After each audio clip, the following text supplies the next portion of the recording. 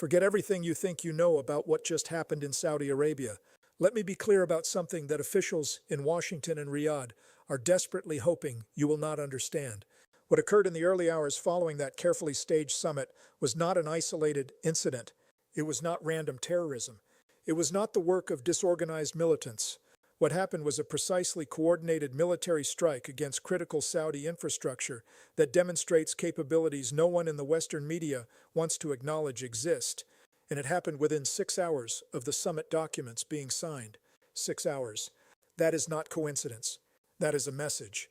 A Houthi ballistic missile, specifically a Quds-4 variant with extended range modifications, struck the Ras Tanura petroleum processing facility at approximately 3:47 in the morning local time.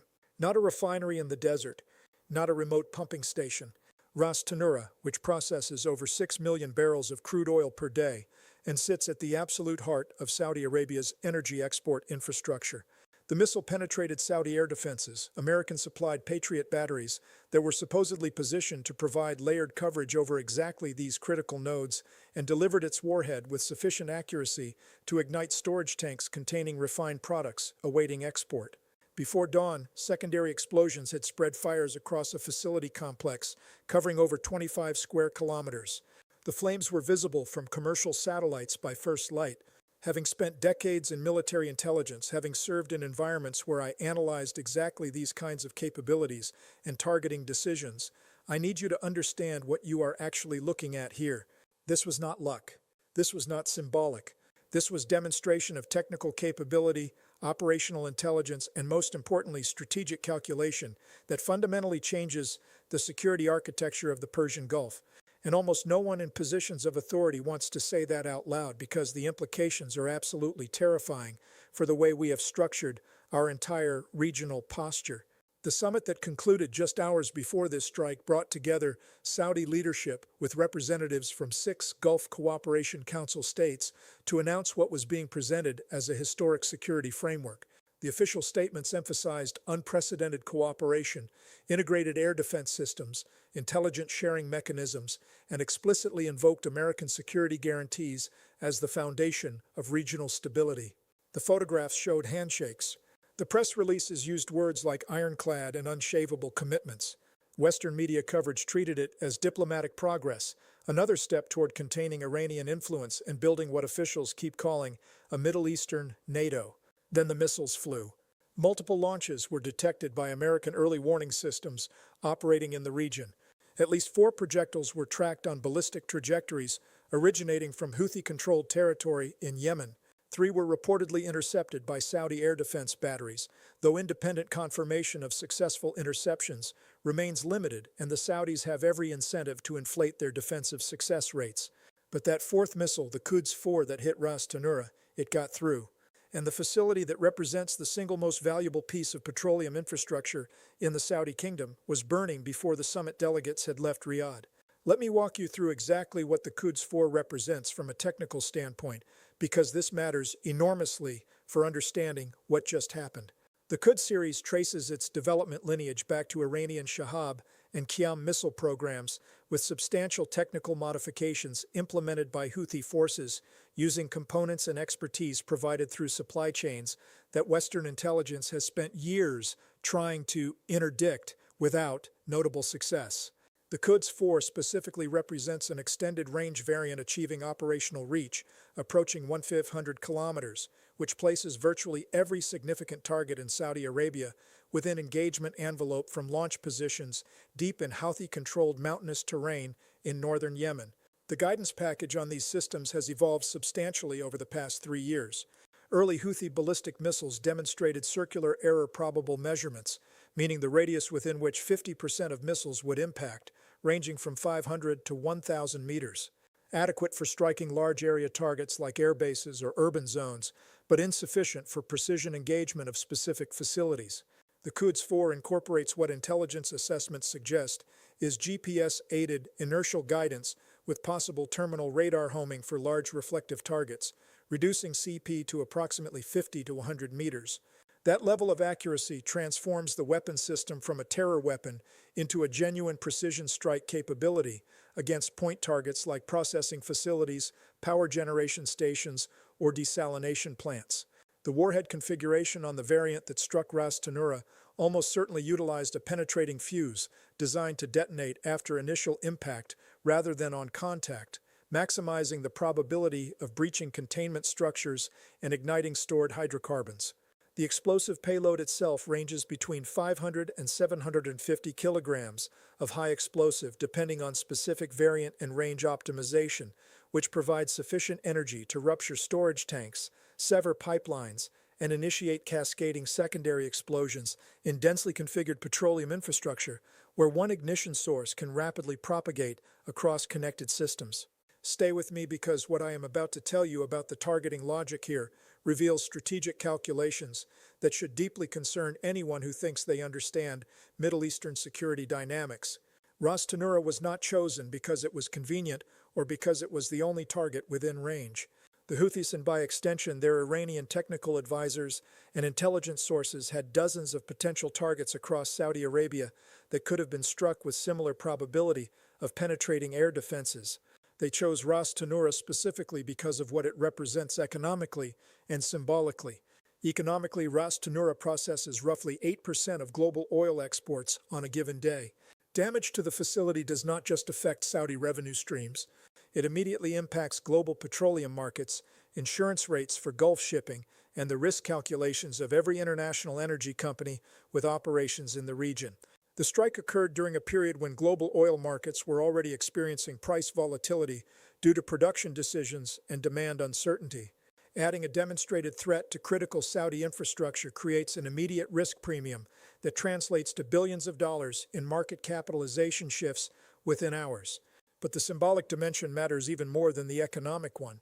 This strike happened within 6 hours of a summit explicitly designed to project strength and coordination among Gulf Arab states backed by American security guarantees. The message embedded in that timing is absolutely unambiguous. All of your air defenses, all of your American support, all of your coordinated frameworks cannot protect you from precision strikes against your most valuable economic assets. That message was not directed primarily at Saudi Arabia. It was directed at every other Gulf state that might be considering deeper integration with American regional security architecture or normalization with Israel. It was a demonstration that Iranian-aligned forces can impose costs that no defensive system can fully mitigate. Here is what actually happened in those critical hours that no official briefing is going to address honestly. Saudi air defense operators detected the launches immediately. American early warning radar operating from bases in the region provided tracking data within seconds. The launches were assessed as ballistic threats, following trajectories consistent with targeting critical infrastructure in the eastern province, where the vast majority of Saudi petroleum facilities concentrate. Patriot batteries were cued to intercept.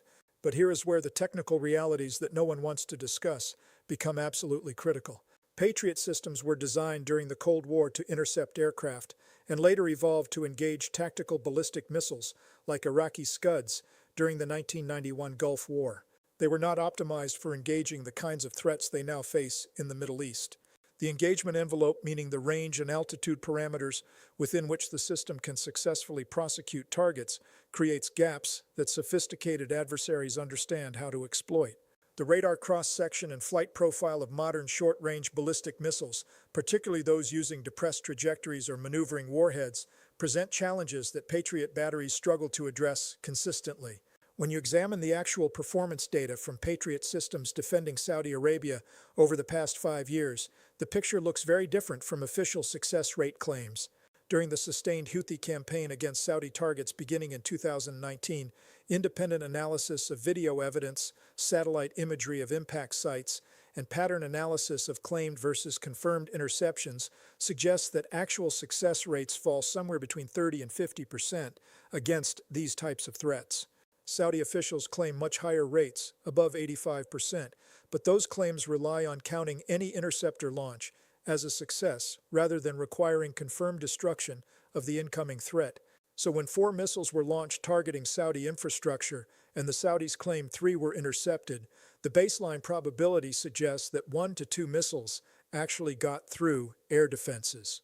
We know for certain that at least one did because Ras Tanura was burning, but there may well have been additional impacts at other facilities that did not generate the same level of visible damage or that Saudi authorities have not publicly acknowledged, because doing so would further undermine the security narrative they are desperately trying to maintain. Keep watching, because the next part is where everything starts to unravel in terms of what this means for the entire regional security architecture that American policy has been built on for decades. The Saudi kingdom has spent over $80 billion on air defense systems over the past 15 years. They operate multiple overlapping layers, including Patriot batteries for high-altitude interception, THAAD systems theoretically providing terminal phase defense against ballistic threats, and shorter-range systems like Skyguard and Shaheen covering lower-altitude approaches. This represents one of the most expensive integrated air defense networks ever constructed by any nation outside the major powers. And a missile that probably costs less than $2 million to produce, launched from territory that the Saudis do not control, penetrated that entire defensive architecture and struck the single most valuable piece of economic infrastructure in the kingdom. The cost-exchange ratio here is almost incomprehensible. Every time the Houthis launch a salvo of 4 missiles, even if 3 are intercepted, the Saudis expend somewhere between 12 million and 20 million in interceptor missiles alone, not counting the operational costs of maintaining the defensive systems, the intelligence overhead required for early warning, or the economic disruption from shutting down airspace during engagements. And if just 1 missile in 4 gets through and hits a meaningful target, the damage costs and market impacts can easily reach into the billions.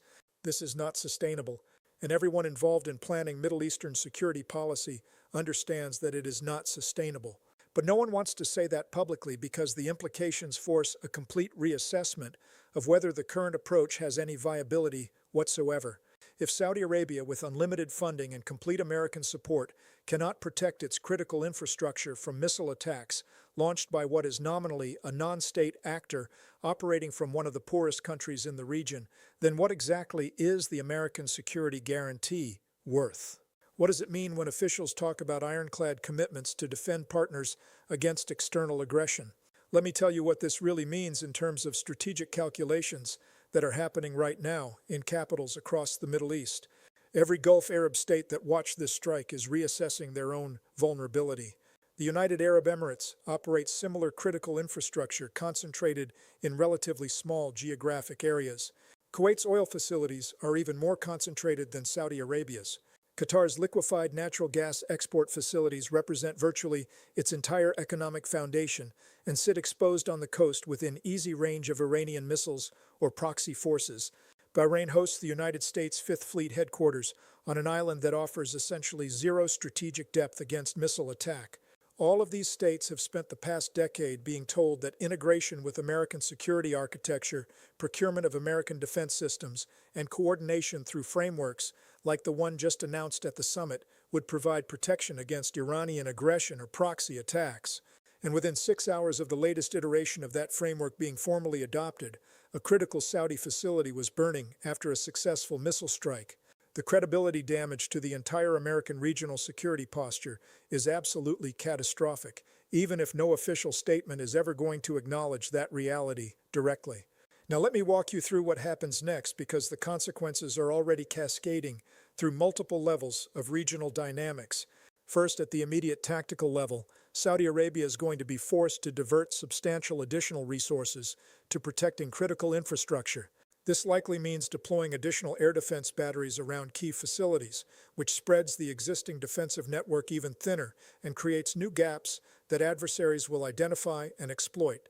It probably means increasing investment in passive defense measures like hardening structures, dispersing operations, and building redundancy into critical systems, all of which impose enormous costs without addressing the fundamental vulnerability. Second, at the regional level, every Gulf state is now having conversations about whether continuing confrontation with Iran and its proxies makes strategic sense, given the demonstrated inability to defend against the kinds of asymmetric attacks that Iran has proven it can coordinate.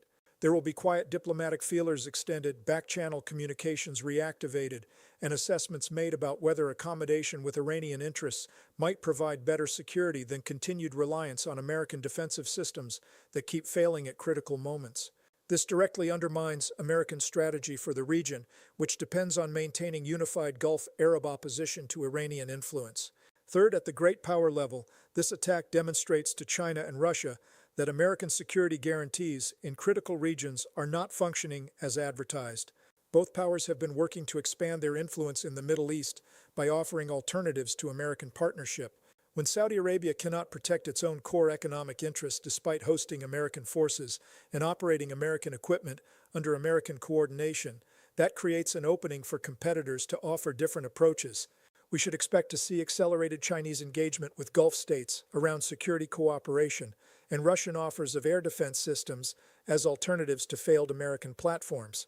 Fourth, at the global economic level, the successful strike against Ras Tanura forces a reassessment of risk for every international company operating in the Gulf petroleum sector. Insurance rates for facilities and shipping are going to increase. Investment decisions are going to factor in higher probability of disruptive attacks. Long-term planning is going to account for the reality that critical infrastructure in the region exists under credible threat that existing defensive measures cannot reliably counter. This introduces friction into global energy markets that will persist regardless of whether additional attacks actually occur, because the demonstrated capability changes baseline risk calculations. But if you thought that was alarming, stay with me, because what I have not yet told you is where this truly becomes dangerous for stability in a region that supplies roughly 30% of global oil demand. The successful strike against Ras Tanura establishes a precedent that other Iranian-aligned actors across the region are going to study and potentially replicate. Hezbollah in Lebanon possesses vastly larger and more sophisticated missile arsenals than the Houthis, with precision-guided munitions capable of striking specific buildings in Tel Aviv from launch positions in southern Lebanon. Iraqi militia groups aligned with Iran operate within artillery range of American bases and critical infrastructure in Iraq, and could extend their targeting to include facilities in Kuwait or Saudi Arabia's northern oil fields. If the pattern established by the Houthis against Saudi Arabia becomes the model for how Iranian proxies across the region engage in future conflicts, we are looking at a situation where virtually every critical facility in every Gulf state exists under credible missile threat with no reliable defensive counter. The entire economic foundation of the modern Middle East, the petroleum infrastructure that took decades and trillions of dollars to construct, becomes a hostage to Iranian strategic calculations. That is not a theoretical future scenario. That is the demonstrated reality that just played out at Ras Tanura.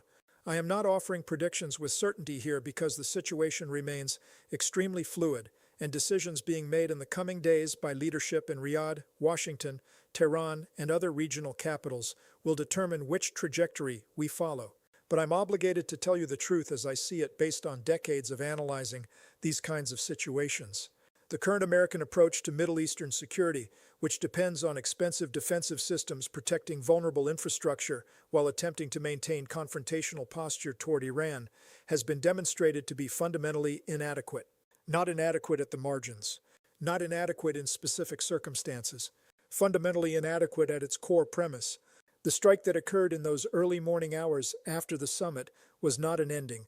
It was an opening move in what could become a sustained campaign, demonstrating that no amount of spending on American defense systems can protect the Gulf Arab states from the kinds of asymmetric attacks that Iran and its proxies have refined over 2 decades of conflict experience. Every official statement about ironclad security guarantees and unprecedented cooperation and integrated defense networks has to be measured against the reality of flames rising from Ras Tanura while the ink was still drying on summit documents, promising exactly the protection that failed. What happened in Saudi Arabia is not just about Saudi Arabia. It is about the viability of the entire strategic framework that has governed American engagement with the Middle East for the past 30 years. That framework assumed that overwhelming conventional military superiority and advanced defensive technology could deter adversaries and protect partners. What we are seeing demonstrated repeatedly from the Abqaiq attack in 2019 to the Ras Tanura strike is that those assumptions were wrong. And until officials in Washington acknowledge that they were wrong and begin developing strategy based on accurate rather than preferred assessments of regional military balance, we are going to continue seeing critical failures that undermine both American credibility and the security of partners who depend on American commitments. The decisions being made right now as we speak in secure conference rooms in Riyadh and Washington are going to determine whether this situation escalates toward broader regional conflict or whether there is finally acknowledgement that the current approach has failed and alternatives need to be seriously considered. I have been wrong before and will be wrong again about specific predictions, but the fundamental assessment here is based on observable reality rather than speculation. The Houthis demonstrated they can strike critical Saudi infrastructure despite integrated air defenses. That capability is not going away. The strategic calculations it enables are not going away, and the consequences for regional stability are going to echo through every security decision made in the Middle East for years to come. Keep watching developments closely because what happens in the coming days and weeks will reveal whether leadership across the region learned the actual lessons from what just occurred, or whether we are going to see continued doubling down on approaches that have already proven inadequate. The flames at Ras Tanura are still burning as I record this. The question is whether they represent an isolated incident that gets managed and forgotten, or whether they represent the beginning of a fundamental shift in how security and vulnerability are understood across the entire Middle East. Based on everything I know about the capabilities that were just demonstrated and the strategic calculations driving Iranian and proxy behavior, I believe we are looking at the latter, and that should concern everyone who cares about stability in a region that remains absolutely central to global economic function.